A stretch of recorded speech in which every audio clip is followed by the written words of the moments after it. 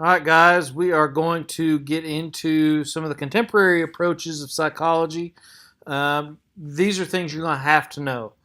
We're going to go over 7 of them. There are 7 different approaches to psychology. Some of them go by various different names, and we're going to go over some of those a little bit. But these are things that you have to know. You will see a lot of this in your in the AP exam. They will ask questions on all of these, and so this is the basis of everything we're going to do from here on out. All right. So here we go. The first thing we're going to talk about are the. Let me say this. You know, in the last video we talked about some of the older perspectives. These 7 are considered they're considered contemporary approaches or contemporary perspectives. These are things that are a bit more modern. They're based a bit more on science and things that are observable. And this is, like I said, these are the contemporary approaches. First one I'm going to talk about is the psychoanalytic, or what is kind of now known as the psychodynamic.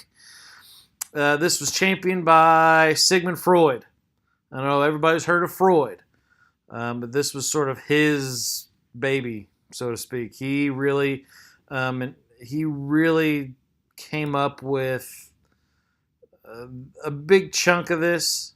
Some other people have kind of taken it and run with it some, but a lot of the psychoanalytic and psychodynamic theories have sort of ran psychology for probably 50 years or so, from about 1900, maybe a little later, 1910 to about 1950. So for about 50 years, a half century, psychology was kind of dominated by the psychoanalytic approach. We're going to talk about it right now. To boil it down to its basic level, psychoanalytics look at the unconscious. The unconscious is very important. As you can see on here, unconscious motives and conflicts are what determine human behavior, feelings, and thoughts. One of the things Freud did was look at dreams. So he was real big into dream analysis. His patients would come to him, and those would be one of the questions he would ask is, tell me about what are you dreaming? And his theory was that you could tell a lot about a person's unconsciousness or unconscious thoughts and unconscious mind by their dreams. We'll get into a little bit of that when we actually hit the chapter on psychoanalysis. But right now we're just kind of giving an overview. But this first one, psychoanalytic, he said that emotional responses to childhood experiences would heavily influence our unconscious and subconscious, whether they were positive or negative. Now, Freud generally focused on the negative aspects to a lot of things. That was just him. He said a lot of psychological problems arose from poor experiences as a child, and they sort of manifest themselves as they get older. Another thing, and this kind of gets to the conflict part here, that Freud was really hot on, so to speak, is sex. Freud linked almost everything to sex. Sexual tension, sexual frustrations. If you've ever heard of the Oedipus complex, we'll do some research on that, or if you want to do a quick Google search on that now, you'll kind of see what I'm talking about. But a lot of childhood or a lot of problems, psychological problems, subconscious problems, all dealt with or had something to do with sex. And one of the things that he did with his patients was this idea of free association. He would give you a word, and he would want you to reply to what the first thing that comes to mind. It'd be like, if I say cup, what's the first thing that comes to mind? All right, so I'm going to for kicks and giggles, I'm going to go through 5 different words, and I want you to think about what comes to mind. Okay. Um, ready? Here we go. Rug.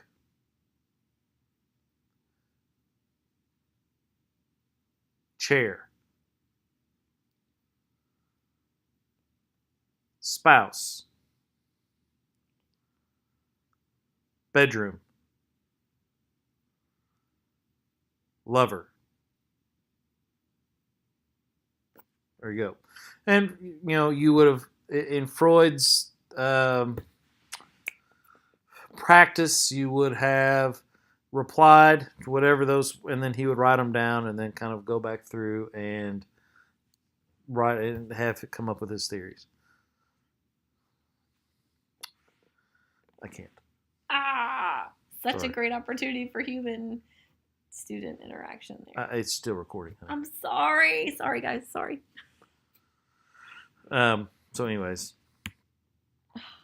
psychodynamic view this was the basis of what he came up with.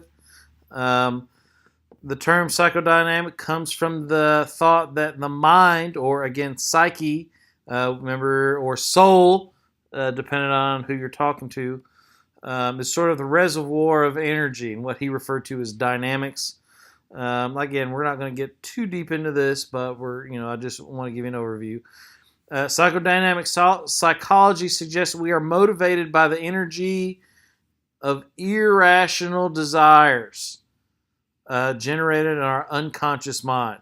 So these are things that are not rational, but we still want them anyways. Again, see the Oedipus complex. Now, as you can imagine, a lot of these are a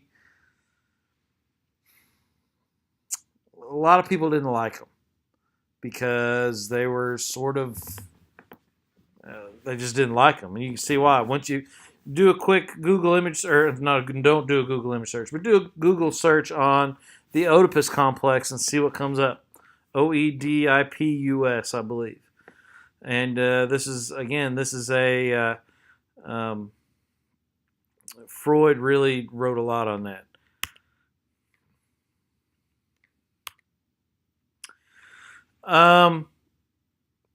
With each one of these, and actually you can see the ones here on the left that we're going to talk about. Some of these are going to be together. We're not going to talk about positive, and we're not going to talk. Well, we'll get to that later. But I'm going to bring the slide up a bunch because you're just going to answer these 3 questions for each one. So in the psychodynamic perspective, the view of human nature is that we are driven by the dark forces of our unconscious mind. Again, and it's usually tensions or irrational thoughts, irrational drives. And what determines our behavior? Again, unconscious needs, conflicts, repressed memories, and childhood experiences. And socialization and free will are a couple things that really are important in the psychodynamic. All right, the next one is behaviorism. This takes the position that all behavior is learned. And it focuses on observable behaviors. And this really, remember during the first video, we talked about how psychology is a science, meaning everything generally goes through the scientific method, which means everything is observable. So in behaviorism, this is sort of the way that they kind of get super scientific. All right, because they want to observe everything. They want to observe all these behaviors. This was the guy who championed this, or the guy that we kind of most associate with this, is Pavlov. We'll talk about Pavlov here in a little bit, but he really is interested in conditioning and classical conditioning. Basically, the idea is that you learn or modify behavior based on the responses to their environment. And you'll see what I mean here in the next. You've heard of Pavlov, or maybe you've heard the term Pavlovian. It refers to his big experiment, and we'll get into this a little more. But basically, he trained a dog to salivate at the sound of a tuning fork. Most people think it's a bell. It was actually a tuning fork. And here's how he did it. Real quick. A dog will naturally salivate at the sight or smell of food. Won't you, Jake? My dog is in here with me. We feed Jake, we feed the dog, and he will salivate. Well, what he did was, first of all, he measured it. He actually measured the saliva. He stuck a tube up into the dog's mouth, or into the saliva glands, and would measure how much saliva the dog had. Come here. Good boy. When it saw the food. This is what's called an unconditioned response. All right, this is a natural response to a natural thing in the environment. Another example of that would be when you wince, whenever there's a loud boom, or whenever a gun goes off that you don't expect, or anything like that. You jump. That is a natural response to something in the environment. Okay, so we're straight. What he did was he introduced a sound to the food. Before the experiment, the food did the saliva. If he hit the tuning fork before the experiment, it would not get a response. It didn't need to. All right, so that is not an environmental response, just hitting the fork. What he ended up doing, he would hit the fork, give the dog, followed by the food, and that would cause the dog to salivate. We'll go over what these terms are a little later with conditioned stimuli, or conditioned stimulus, unconditioned stimulus, and the unconditioned response. We'll go over that later. But to make long story short, he'd hit the tone, he'd give the dog food, the dog would salivate. And eventually, through conditioning, he got to the point where all he had to do was hit the tone, and the dog would begin to salivate. So, this is conditioning, and this was This is Pavlov. They are in the behavioral, or the behaviorism approach to psychology. Another behaviorist is John Watson.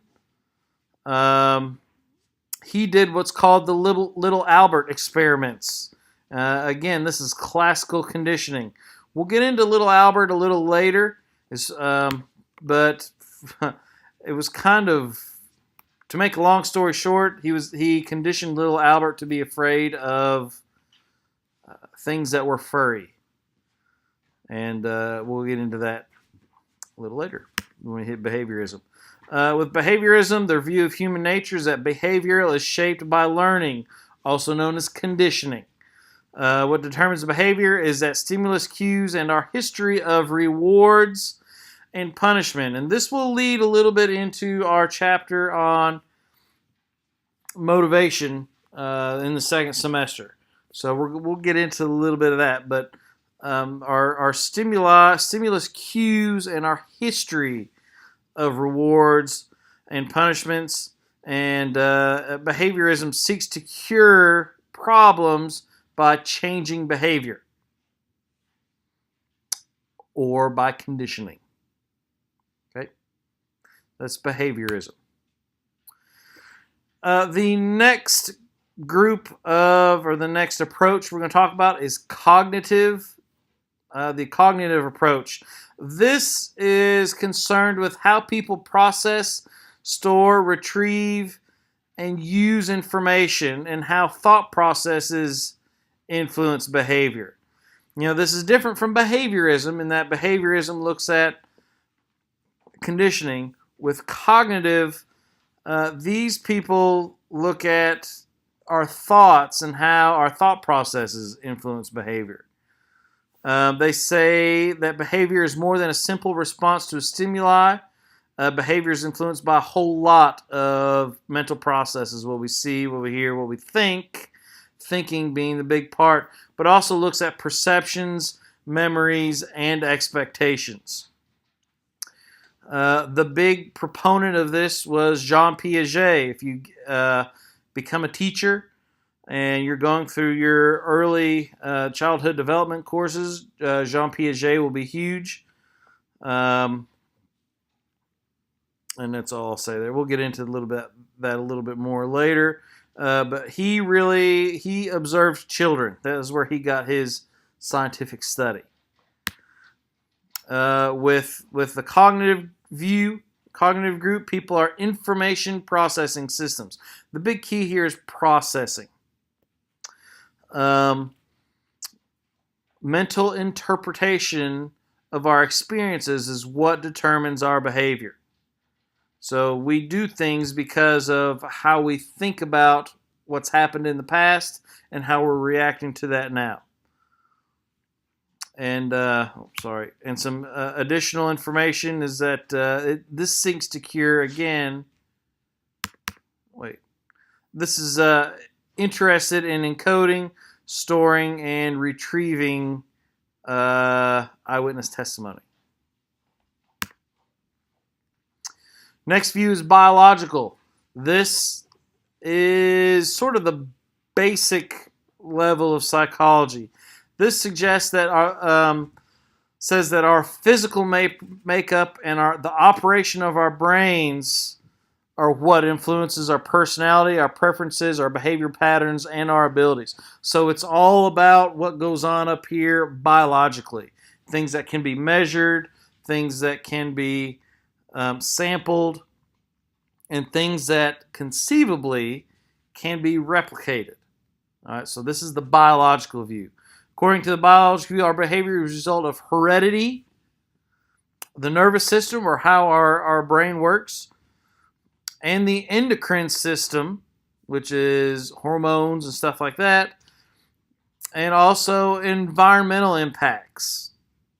All right, things like disease, pain, pollution.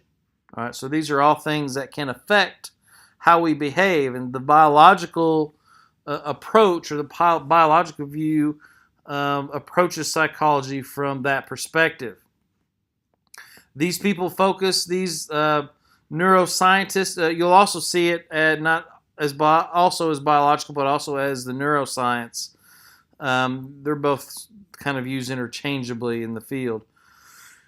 But these people are looking at how the physical body and the brain creates our emotions, memories, and sensory experiences, and how we react to those things.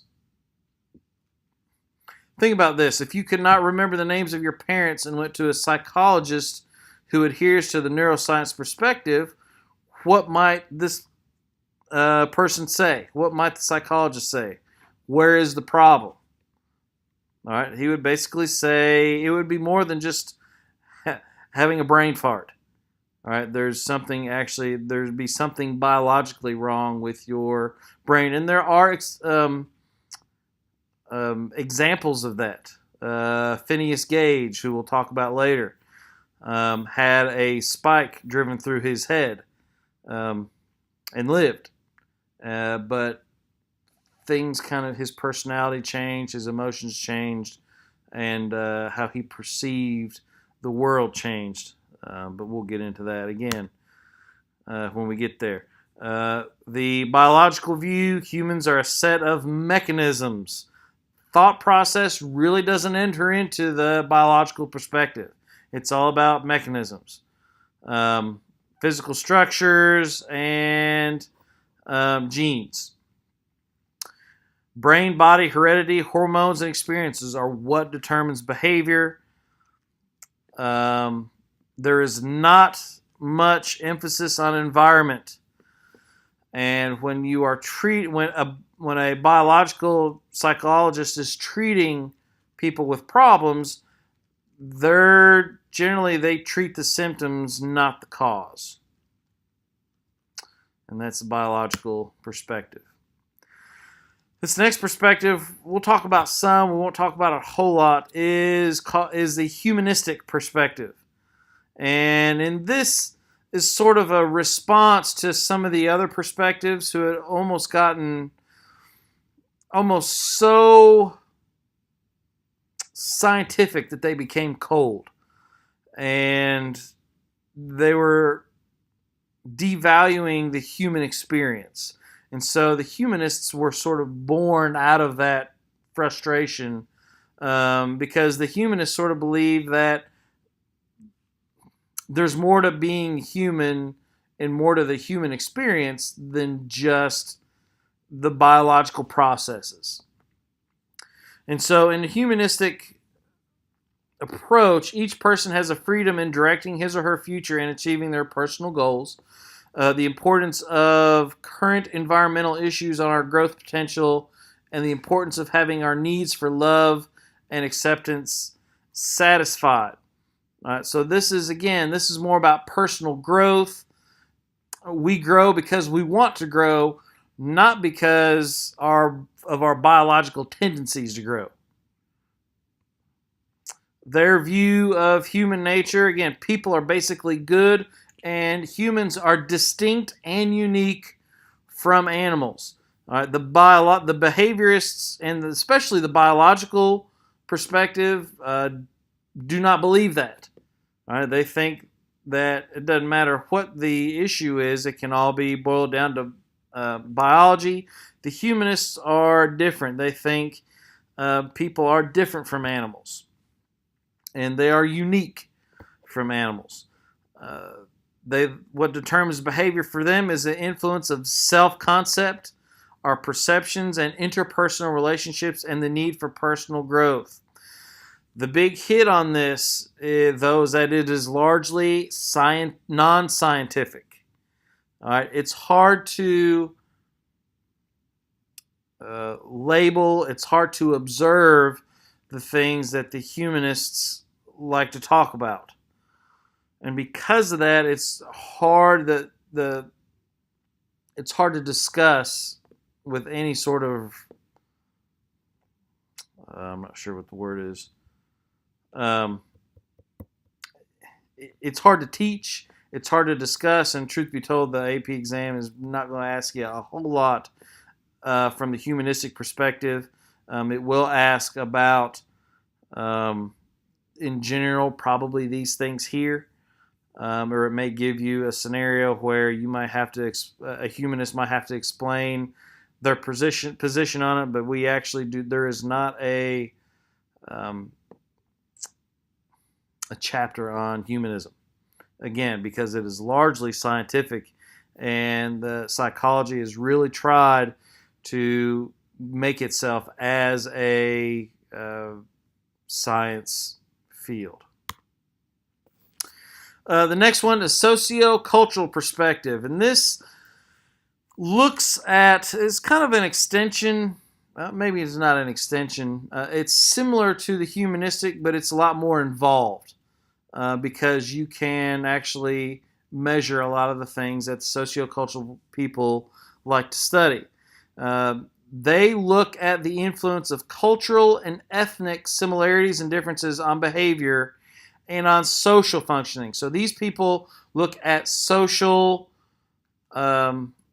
these are your social psychologists. These are the people that study, they look at why we act the way we do in crowds versus how we act the way we do when we're by ourselves versus when we're with our spouse or boyfriend or girlfriend. They look at how different cultural groups act. They look at how they act within themselves when they're a part of a different culture, all these things. And their suggestions are that people are social animals, so human behavior must be interpreted in social context. So everything we do depends on our where we are in society, where we are with what our culture is, our socioeconomic status, all those things influence behavior. Cultures, social norms, and expectations along with social learning. They look at, they would be interested to study what goes on the school bus and what kids learn while riding the school bus versus what they learn at home. All right, these are the type of things sociocultural psychologists study. And then you've got the evolutionary psychologists. They are, as you might expect, they are heavily influenced by the work of Darwin and his evolution, or the origin of species, and his survival of the fittest theories.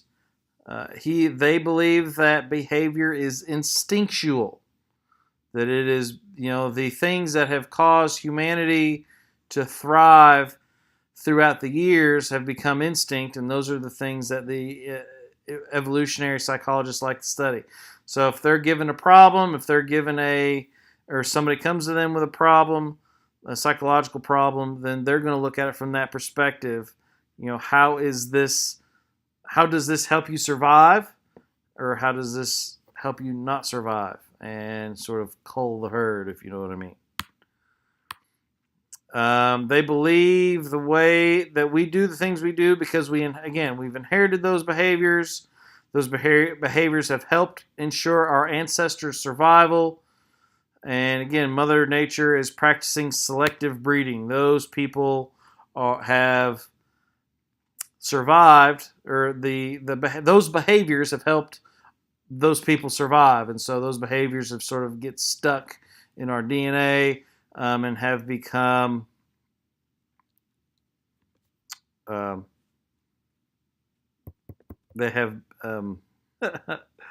instinctual. So, and you've got a nice little gif here of Homer Simpson eating a bunch of donuts. A evolutionary perspective might ask, how could this behavior ensure Homer's ancestors' survival? And we can sort of sit and debate and talk about that as he eats all those donuts. Again, behavior is developed and adapted over time. Natural selection is what determines behavior. They also, we won't talk about this much, but there are these concepts of microevolution, small changes, or macroevolution, which are really large changes over time. This is the big question of psychology. Nature versus nurture. And all these perspectives we talk about have something to say on this question. Why do we do the things we do? Is it because we are born that way? Genetics and hormones explain our behavior? Is it our biology? Or is it the other side of the coin? The nurture side. We're raised a certain way. There are environmental factors that explain behavior. How much do our experiences influence our behavior? So the nature versus nurture question, you're going to see this time and time again, and you'll probably be asked to answer this question once a week. Where do you fall on this sort of spectrum? There are a lot of people who think it's all nature. A lot of people think it's all nurture. Most psychologists nowadays have a tendency to see this as a spectrum, and certain behaviors might fall on different parts of the spectrum depending on what the behavior is. Just like, this is a good example of this down here. What's nature? What is nurture?